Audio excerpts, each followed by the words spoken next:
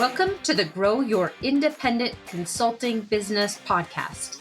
I'm Melisa Liberman, a fellow IC and business coach. On this podcast, I teach you to become a consistently booked independent consultant without becoming a pushy salesperson or working 24/7. If I can do it, you can too. Listen on to find out how. On today's episode, we're talking about how to use a PIP, a performance improvement plan for yourself to improve your performance as an independent consultant. And I am recording this with levity, focusing on the great elements of the PIP process that can be really effective in a way that inspires you versus as a punishment, the way they're used in corporate, right? A punishment, essentially a way to exit someone from an organization that feels like it was productive for them when it really wasn't. We're not doing that. We're focusing on how to leverage a PIP for you in your independent consulting business. And so we're going to talk about whether you should be on a PIP. How do you know? And if you are on a PIP, if you put yourself on a PIP, what does that actually mean? And how to leverage it in order to help you uplevel your skills and ultimately get better at acquiring clients and creating sustainability in your business and delivering exceptional value to your clients. So that's what we're here for today. A fun episode. If the word PIP and fun are in the same sentence, that's super rare, right? But that's what we're doing here today. So welcome to episode 269 of the Grow Your Independent Consulting Business podcast. I'm Melisa Liberman, and today is all about this PIP. I'll give you a little backstory. So this was originally inspired, this concept of using PIPs in kind of non-traditional ways. Normally we associate a PIP being in a corporate role of some sort. Usually we associate a PIP of being the manager of the person on the PIP or the leader of the organization that have people on PIPs. In this case, we're talking about PIPs as they relate to independent consulting businesses. And so I'll tell you how this was inspired originally. Originally, I was really having a challenge with one of my 3 children. I'm not going to say publicly which one it is or was who originally inspired this concept, but just a lot of challenges with him choosing appropriate behavior, him choosing to tell the truth, him choosing to follow through with things I told him to do, all these things. You may know this from listening to my podcast, but my kids are 10, 12, and 15. And so anyway, the point here is like, how do we, I'm just like racking my brain with my husband of how do we get this child to do what we are needing him to do, to learn how to behave appropriately, to make good choices, all of these things, right? And time after time, he would get into trouble. He would have consequences, but they didn't really matter that much to him. And so one day I just kind of was at my wit's end and I'm like, listen, you're going on a PIP. He's like, what's a PIP? I told him. And I said, you're writing it. You're writing your own PIP and you bring it to me on a piece of paper and I will review it. If I agree that everything's aligned in the sense of what are the goals? What are the objectives? How do we measure them? How long is this PIP? What happens if you finished it successfully in the time frame? What happens if you don't? Kind of gave him those guidelines. And he brought back a version, which was I rejected. And I think 2 or 3 versions later, we agreed to this PIP and he did a great job. He really focused and completed this PIP successfully. And so I've done this a few times now for different reasons with that one particular child. And it works really well. We're still working on it, making it more lasting behavior, but sometimes the PIPs are for different reasons. So anyway, he's on and off a PIP quite frequently. So that concept was in my mind when I was talking with a client a few months ago. And the irony of this is that that particular client helps her own clients with business development, helping them build business development structures, helping them fill their pipeline, helping them acquire clients. Like she's incredibly talented at this. But when it comes to her own business, she was really struggling. And so we've tried different techniques. And finally, I was like, I think you should put yourself on a PIP. It's like, if you were managing yourself, if you put yourself back in this role as a leader of an organization, would you hire yourself as the person doing this sales development rep job? Would you hire yourself as the person who's responsible for filling the pipeline? Would you hire yourself as a sales rep who's responsible for pushing work through the pipeline and closing clients? And she just laughed and she said no. And so we agreed she would put herself on a PIP, and it really helped her to, in some ways, separate herself from having to wear all these hats in a business as an independent consultant, being responsible for everything, feeling like it's really hard to manage all of the things. And this PIP just kind of separated it out a little bit, thinking about, okay, I'm the leader of this organization and I'm the doer, and I'm putting the doer part of me in on the PIP. Anyway, it became a technique that now I've leveraged with several clients in a similar spot where they were struggling with creating consistency and results in their pipelines. And so we just have been testing out this PIP technique, and it's been working really well. Again, not because it's a punishment, and it's not a way of managing yourself out of that role in your business. You're an independent consultant. Your job is to acquire clients and deliver work at the end of the day. And we're not managing you out of the organization. What we are doing, though, is the original intent of a PIP, which is helping you improve your performance. And so those are the inspirational stories, or what inspired this concept that I'm going to share with you today. So you might relate to the client who does this type of work for a living and has challenges at applying it to themselves. I can't tell you how many consultants I talk to who do have a sales background, and then they struggle selling their own work, or do have a lead gen or marketing or business development background and struggle selling their own work. Or you might be in the situation where you haven't had any of that type of experience in the past, or very little, and you're struggling selling your own work. Regardless of which of those you fall into, this episode is for you, because you can put yourself on one of these performance improvement plans and really help yourself figure out, how do you build the skill set and the mindset and the process and the routine to make this function in your business and this role you're playing successful. So that's what we're up to here today. In terms of the agenda, first I'll share with you the companion resource that goes with this episode. Then we'll talk about, when is a PIP useful? And I'll help you to understand how to decide when to use a PIP and when not to, and what role in your business might it be appropriate to put yourself on a PIP for. Not everything, right? You probably aren't on a PIP for client delivery, but there may be other functions like lead gen or sales, or simply just focusing on working on the business as the CEO, where it makes sense to put yourself on a PIP. So we'll go through a process that I made for you to help you figure out, should I be on a PIP, and in what functional area makes most sense to be on a PIP? And then we'll talk about implementing the PIP and mistakes to avoid. And then we'll wrap up the episode with steps to put it into action. So that is our agenda for today. The companion resource that goes with today's episode is the Consultant's Business Health Check. You may have done this in the past. I would recommend going and doing this again. See where you progressed. See where your scores are higher this time versus last time you took it. Or see where maybe you've dipped off a little bit and where you want to reinforce your efforts. It's at icassessment.com. And if you're brand new, you haven't taken that assessment yet, go take it, so you've got a really good baseline for the way your business is functioning in 14 key areas. It sounds like a lot, but it is a quick assessment that is packed with really valuable questions that, even as you're going through the assessment, will help you to look at your business in a slightly different way. And then it will help you, when you've got the results, to figure out where to prioritize your efforts in terms of upleveling your performance. All right, now let's talk about the PIP. Now, I want to reemphasize here, what do I mean by a PIP in this context of you as an independent consultant? Obviously, you're not going to fire yourself. Obviously, the goal here is not for you to manage yourself out of the organization. In this case, it's truly what it's called, the improvement plan. And the actual goal is having a tool to improve your performance.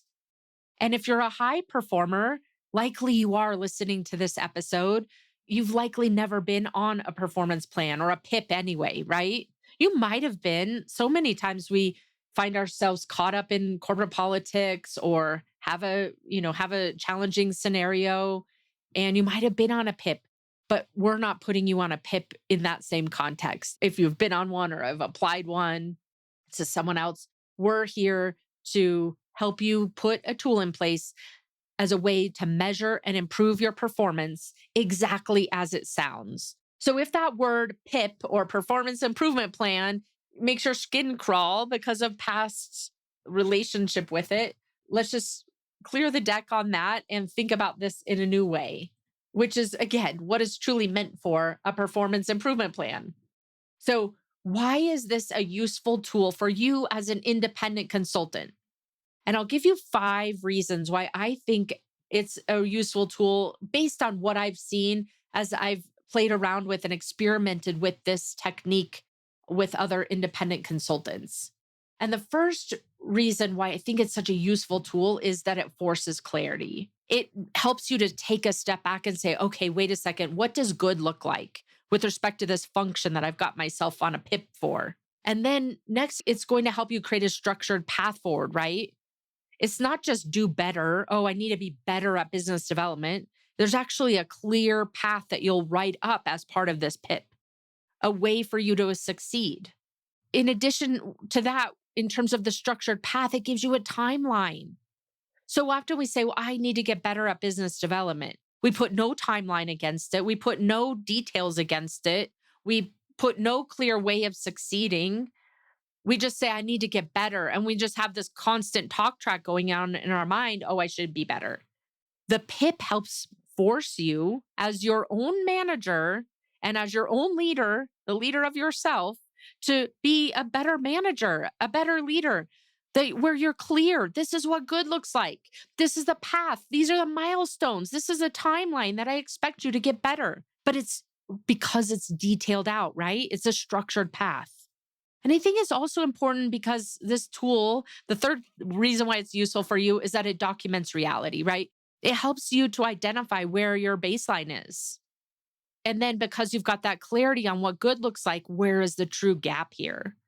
You're not just operating off of this mental talk track of, I need to get better. I'm not good enough. I should be more consistent. I should be a better business developer. All of those things that typically we're just got going on in our head. This helps you to really get clear and have a structured path forward that's documented of where are you at right now versus where you want yourself to be and the time frame and steps to get there. It also helps you surface root issues, right? Root causes. Is the issue that you've got a skill gap? Is the issue that it's an effort issue? Is it a process issue? Likely it could be all 3 of those things. A mindset issue, of course, those 4 things. Helps you through using this tool, and I'm going to share with you in a minute how to do it, helps you to surface those root causes so that you can build a plan that addresses the root causes that, again, isn't just surface level saying, I need to get better. Oh, I should read a book, or I should listen to Melissa's podcast, or I should do this or that. No, when you really understand what is the baseline, what does good look like, what are the root causes of the gap in between those, then you can start tackling that to uplevel your performance. And then finally, I touched on this, but I want to highlight it again, is that separation. This PIP helps separate you from your business. You are not your business. You might think you're your business because you're a business of one, but you are not your business. Your business is an entity, a separate thing that you are running. You are responsible for all the roles in it. And the more you can separate yourself out from the business, the easier it becomes to run, right? Otherwise, you wouldn't hear this all the time, or you wouldn't say this to yourself that, oh, I could do this when I was working in corporate for this company. But as soon as I had to do it for myself, I got jammed up, I got confused or I froze. And you take things personally, right? The reason why is because when we think we are our business, then we attach all of our value to it. We attach whether we've done well to whether or not we think we're a successful person. Like they all get so intertwined. And so the more you can separate out the 2 things, yourself and your business, the easier it becomes to run because you don't take things so personally. And so that this PIP that we're going to talk about today can help you in that quest to separate yourself from your business. those are some of the examples and reasons why this PIP concept for an independent consultant is such a useful tool. So now let's talk about, should you be on a performance improvement plan? And if so, in what function in your business would make the most sense to put yourself on a PIP? So I'm going to walk you through 4 steps. It's a little detailed, so listen in as I describe it all. It'll be easy to follow. And also click on the link in the podcast player that says view full show notes, and you'll see all of this documented there as well. So you don't have to take detailed notes. We've already done that for you. And you can listen to the concepts here that we're talking about and be able to put this into action for yourself. So first, let's start with step 1, which is rating yourself by role. It's like that question I just shared with you that I had asked my client. Would you hire yourself for each of these roles in your business? So I'll list out the roles for you. But how interesting, right? Would you hire yourself for each of these roles in your business on a scale of 1 to 10? 1 being no, 10 being absolutely would do it again in a heartbeat. And the roles are, and you can make up your own as well, but the roles are primarily CEO. Would you hire yourself to be the CEO of your organization? CRO, Chief Revenue Officer. Would you hire yourself for that role in your business? Chief Marketing Officer. Would you hire yourself for that role in your business? The person responsible for awareness and visibility and generating leads. Would you hire yourself? The person who works for the CMO, this SDR, the sales development rep, the person who's doing outreach and having initial conversations and following up so that you move deals through the pipeline. Would you hire yourself for those roles? And consultants, the person who's delivering, who's doing the work, who's getting clients the ultimate results. Would you hire yourself for each of those roles in your business? For many of us, the answer is no, for at least the SDR, the CMO, the CRO. Sometimes the CEO is good. Usually consultant is doing a great job. The rest of it, areas for improvement, right? Now, let me give you a couple of caveats here with this first step, which is rating yourself by role. We're not asking if you like it. This is not a rating on, oh, I hate selling, so I'm going to put that as a 2. No, it's not whether you like it. It's not also whether you think someone else would be better at it. For so many of us, we think, oh, I can just outsource that. You're in a relationship business. The key is relationships, right? Outsourcing this beyond having an executive assistant or a little bit of software automation, outsourcing the strategy, the value that you deliver in the sales cycle. That's not what we're talking about here. This is whether you would hire yourself in these roles and being honest with yourself. Again, not because anything has gone wrong or not because you're inadequate or lacking anything, but just to give yourself a really good baseline. So now we can know what to tackle. Okay, the next step. So that was step 1, rate yourself by role. Now, step 2 is to figure out which of these roles is the laggard. And so we're identifying the signal here in this next step. Ask yourself and answer, look on the paper, right? Which role scored the lowest? And then based on that, what is the impact of that score, right? Getting really clear, because you might have a couple that are like 2s and they're a tie. So what is the actual impact of that particular score? And so then that tells us, okay, this is the lowest right now. This is the lowest and most important function that needs improvement. So now you've identified which of these roles need improvement.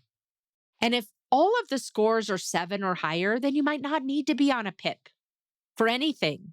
But likely because you're listening to this episode and you want to achieve more in your business, you want to grow your business, likely there are areas for improvement. So based on, let's assume that you do need to be on a PIP in some form or fashion, then step 1 is rating yourself by the role. Step 2 is looking and force ranking them. So you know, okay, which is scored lowest to highest in all of these roles. And then what is the impact of that score? That's step 2. Step 3 is deciding if you need the PIP. So if all the roles are 7 or higher and you're on track to hit your revenue goal this year that you didn't sandbag, then you might not need a PIP. But if you scored anything that's 6 below and you're off track revenue wise, then you want to be putting yourself on a PIP that is the top ranking one in the sense of it had the lowest score and highest impact. Highest impact, if you shifted it, it would make the biggest impact. And then finally, step 4 is choosing which role you want to tackle. I mean, by default, you could choose that lowest scoring role, right? The one where you had the lowest score, and by changing it, it would have the highest impact. But you can always choose, like, if you're really off on revenue, and I would choose CRO or SDR. I wouldn't choose CEO, for example. You could deal with that later. All right. So these are the 4 steps to help you figure out which should you be on a PIP, and if so, which role, where is your focus? Just to quickly reiterate, you're going to rate yourself by role. You're going to then force rank them so you know exactly what the lowest score to the highest score and greatest impact to lowest impact. Look at the result, decide if you need a PIP, and then choose the area to focus on for your PIP. Okay, now you're on a PIP. Now you're on a PIP. And now as we implement the PIP, I want you to think about this in 2 ways. It's again, going back to that concept of separating yourself from the person doing the execution, separating yourself from the business. And so let's think about this in that construct. When we're implementing the PIP, I'll give you 2 lenses to look at this from. The first is the manager role. You are your own manager. And then second lens is you yourself on a PIP, you yourself on a PIP. So when we look at the manager role, let's think about this from a couple of different areas. You want to look at and define what is the precise gap, the math of it, or the clarity around this is what the baseline is versus this is what the expectation is. So you want to identify that precise gap. You want to define what good looks like. Measurable, observable, specific outcomes and behaviors. So you've got the assessment we just went through of your baseline. Then we've got defining what good looks like. Then we identify the gap in between, and we capture the root causes. Why do you think there's a gap? What's your very best guess as your own manager? Not yourself, your manager. You being the manager of yourself. Like, get yourself into that headspace. If you were looking at this externally, why do you think there's a gap there? What's the root cause? What are the root causes of this? It's likely skill gaps, unclear expectations of yourself, mindset blockers. Maybe there's process in there, strategy that's not been defined. How do you expect someone to do a job that you give them without a strategy, without a process, without the right skills, with a mindset that sabotages them? That's pretty brutal. You're doing that to yourself in some form or function. So then we know exactly where we want to go. And so then you create a plan and a timeline around it with milestones. You do this, you know how to do this. And then build that in and add in feedback loops. Add in feedback loops for yourself. Don't just put yourself on a 90-day PIP, for example, and then, at the end of the 90 days, which rush by. I mean, think about it. Time just seems to accelerate more and more and more quickly. Put milestones in there. You can go back to episodes 233 and 234, which are all about leading yourself and managing yourself. That will help with that feedback loop. And then finally, define your reward plan. As part of this PIP, not only do you want to know what good looks like and how you're going to get there and checkpoints along the way, but what does it look like when you achieve the goal? It's like back to my son that's been on the PIP. Like, what is the reward that keeps him motivated when he feels distracted or tempted to do something to his brother?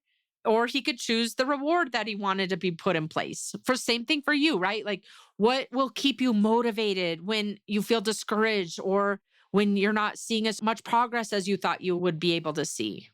And if you execute, how are you going to celebrate? Like, give yourself an incentive, just like you would for an employee who you are managing. So that's the one lens you want to look at this from, the manager lens. Now let's look at it from the other side, from yourself, you being the employee on the PIP. And I want to invite you to look at this in a couple of ways. The first is your mindset, right? The successful outcome of a PIP is not resentment, is not arguing whether it's reality or not, is not anger at your manager, is not, I'll go through the motions, they're probably going to fire me anyway. Like none of those things are the mindset of a successfully completing a PIP, of nailing a PIP. There are people in this world that nail PIPs, right? Even if it was designed to manage you out of the organization. There are people who nail PIPs. You're one of them. You're going to nail this PIP you're putting yourself on. And so it starts with mindset. The mindset of you being on a PIP. First of all, it's a fun tool that I want to offer to you, like treating it as something kind of a different way of looking at this. It's kind of funny to put ourselves on a PIP, our own self on a PIP. How fun is this? You're the one running this company and you decided to put yourself on a PIP, right?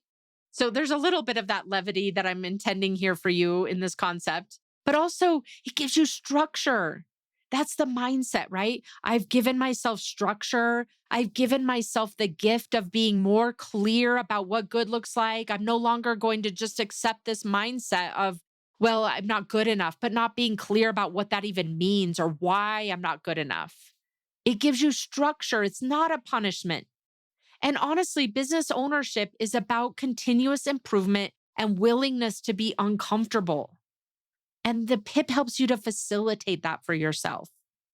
So having a mindset of this is a gift, this is something I'm going to nail, this is a structure for myself that no longer allows me to criticize myself, but rather gives so much more, it makes them so much more tangible.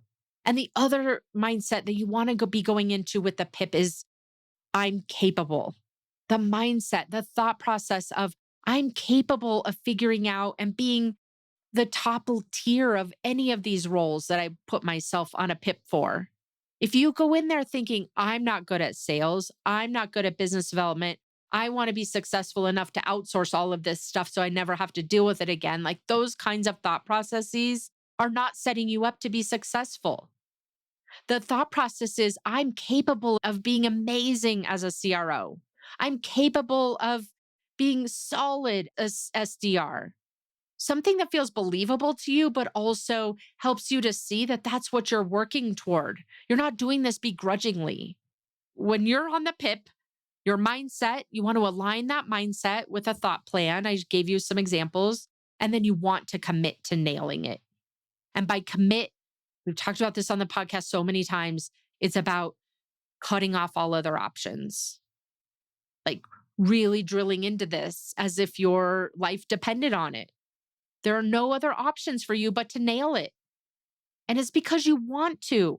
You want to get better at being a CRO. What does that mean? You want to nail the PIP. You can move on to the SDR role and nail that PIP too. Set it up in a way that you have created the structure as the manager of yourself, and then you've aligned yourself to the person who's so excited to be on the PIP because it means that you're up-leveling your skills, that your organization is investing in you, and that you believe that the PIP is achievable and attainable, and you're committing to it until you nail it. That's how you set up and execute the PIP in a way that it truly does help you up-level your performance as a consultant, as a business of one.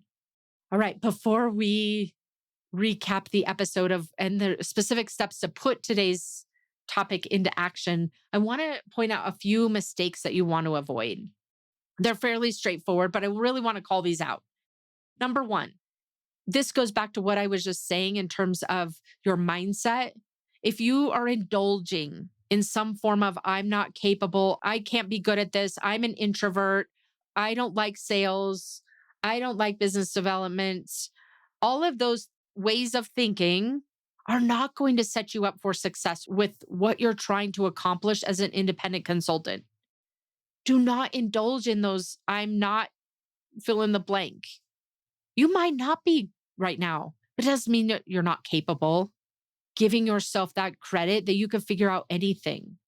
Also, avoid the mistake of vague expectations. Be as clear, as crystal clear as possible for yourself so you know exactly what the expectations are. Think of yourself as the employee working with the manager.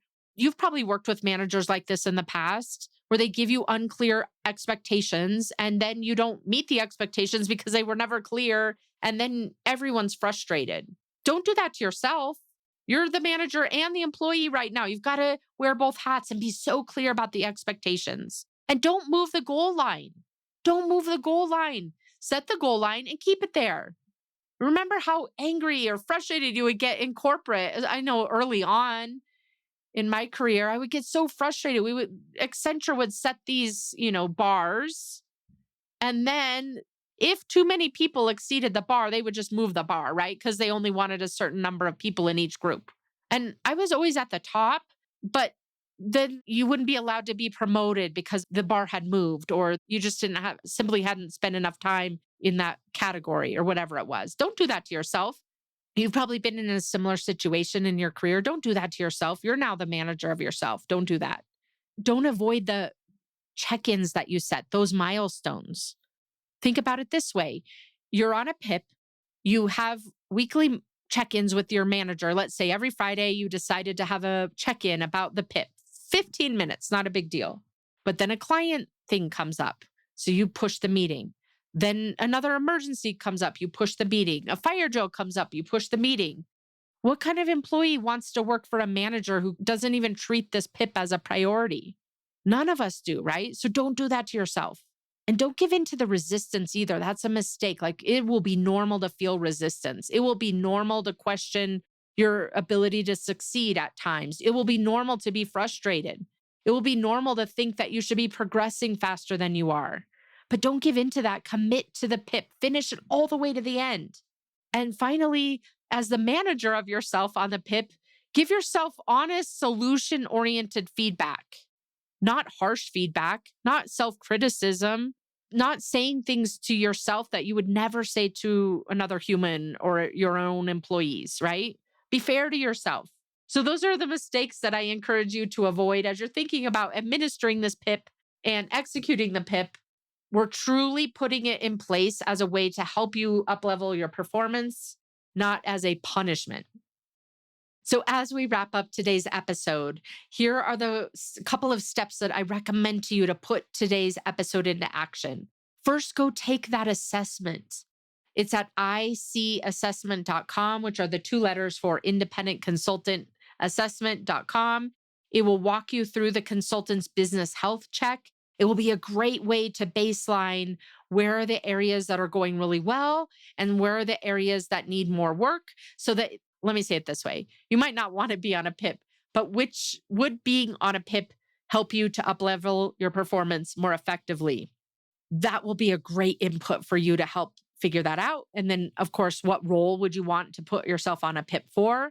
So go take that assessment, number one. Number two, you can go to the full show notes. So scroll down in your podcast player. You'll see the link to the full show notes. And that's where we have all of the specific steps written out for you.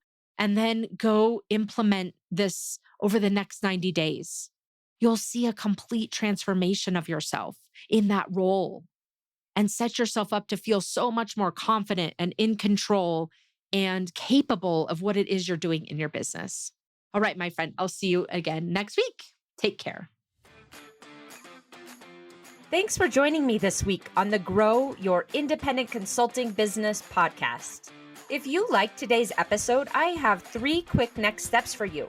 First, click subscribe on Apple Podcasts or wherever you listen to make sure you don't miss future episodes.